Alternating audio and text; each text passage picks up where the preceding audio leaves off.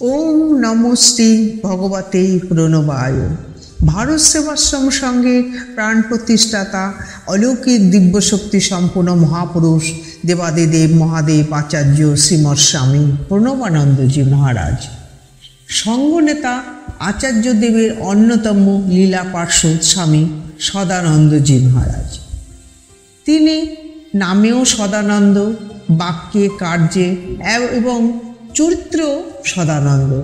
অতি সরল সহজ মানুষ, নিতান্তই অনাড়ম্ব জীবন, সদা প্রসন্ন চিত্ত। বিপুল কর্ম উদ্যম ছিল, কিন্তু ছিল না কর্মের অহংকার। খুব উপস্থিত বুদ্ধি, আবার সদা হাস্যরসে। জন্মভূমি যশোহর জেলার অন্তর্গত ভেরচি গ্রাম। পিতা শ্যামাচরণ আশ এক মধ্যবিত্ত গৃহস্থ। বাল্যকাল থেকে সুশীল, সংসারে অনাসক্ত। পাঠ্য দশাতেই সংসার থেকে পালায় পালায় ভাব। রাজেন্দ্র এবং সুশীল জ্ঞাতি সম্পর্কে নিকটতম আত্মীয়, পুরো ভাইপো সম্বন্ধ। পাশাপাশি বাড়ি, দুজনের একই ঘরে বসে পড়াশোনা হয়। খেলাধুলাও একই সঙ্গে।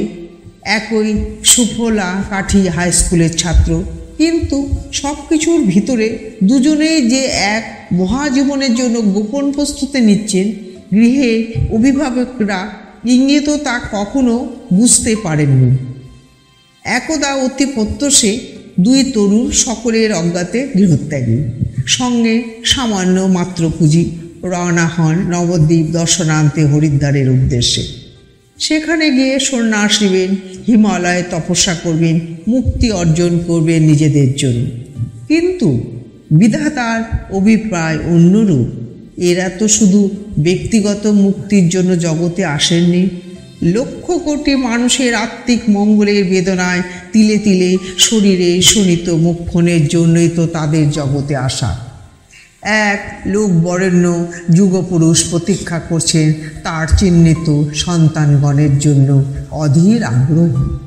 কাশিধামে গিয়েই দুই নির্বেদীর পুঁজি গেলেও ফুরে। সারাটা দিন অনাহারে ক্ষুধায় প্রাণ উষ্টাগত। সহসা দুর্জয় বিবেক গর্জে ওঠে ধীমান শ্রী রাজেন্দ্রের মনের ভিতরে। লোকে বলে, কাশিধামে মা অন্নপূর্ণার স্থান, এখানে কেউ অভুক্ত থাকে না। এই প্রভাত কি সত্যি? পরীক্ষা চাই, দেখব আজ স্থান মাহাত্ম্যের বাস্তবতা। বসে থাকবো এখানে, দেখি আহার্য জোটে কিনা। পরীক্ষা সফল। ঠিক সন্ধ্যায় এক বৃদ্ধার উপস্থিতি।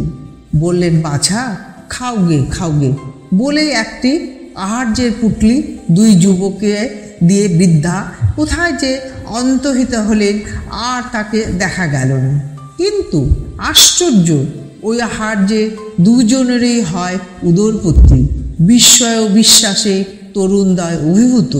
তারপর ঐশ্ববিধানের বুঝি হরিদ্বারে যাওয়া আর হয় না। ফিরে আসেন উভয় নিজেদের বাড়িতে, কিন্তু তা বেশি দিনের জন্য নয়।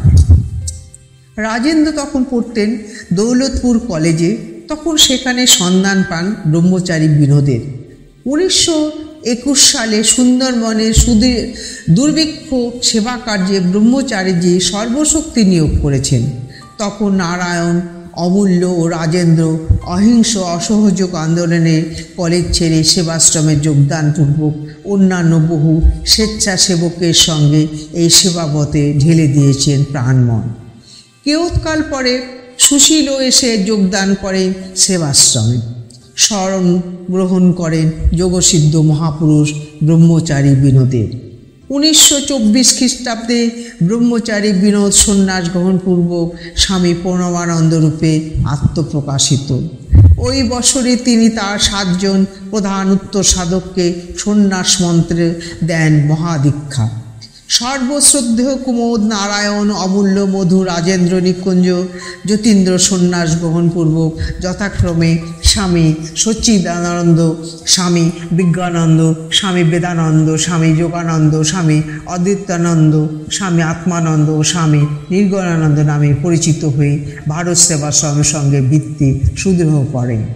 সুশীলের ব্রহ্মচর্য সংস্কার হয় ইংরাজি 1926 সালে এবং তিনি সন্ন্যাস লাভ করেন 1927 খ্রিস্টাব্দে মাঘী পূর্ণিমায় বাজিতপুরে মহাসিদ্ধপীঠে তৃতীয় দলে যারা সন্ন্যাস গ্রহণ করেন ইনি তাদেরই অন্যতম।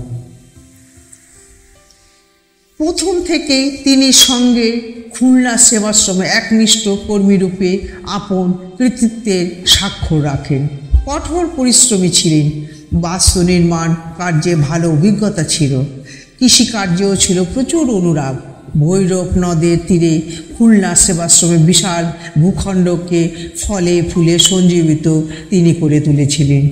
তারই সঙ্গে শহরে ও গ্রামে গ্রামে যে মুষ্টি ভিক্ষা আদায়, ট্রেনে বাক্স কালেকশন, রাত্রে হাসপাতালে গিয়ে বিনিদ্রভাবে রোগী স্বেচ্ছাসেবা, আশ্রমে নানাবিধ ঘরোয়া কাজ, একাধারে সব কর্মেই তিনি নিরলস। ত্রিসন্ধ্যা উপাসনা ও জপ ধ্যান চলছে এই নির্বিচ্ছিন্ন কর্মযজ্ঞেরই পাশাপাশি। আত্মোন্নতির জন্য কি ব্যাকুল পিপাসা!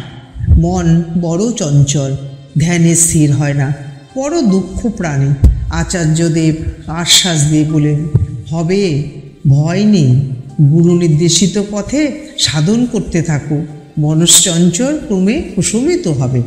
মন বসে এসে গেলে সাধন তো হয়েই গেল। মনকে জয় করবার জন্য যে সংগ্রাম, তাই তো সাধনা। তা কি একদিনে হয়?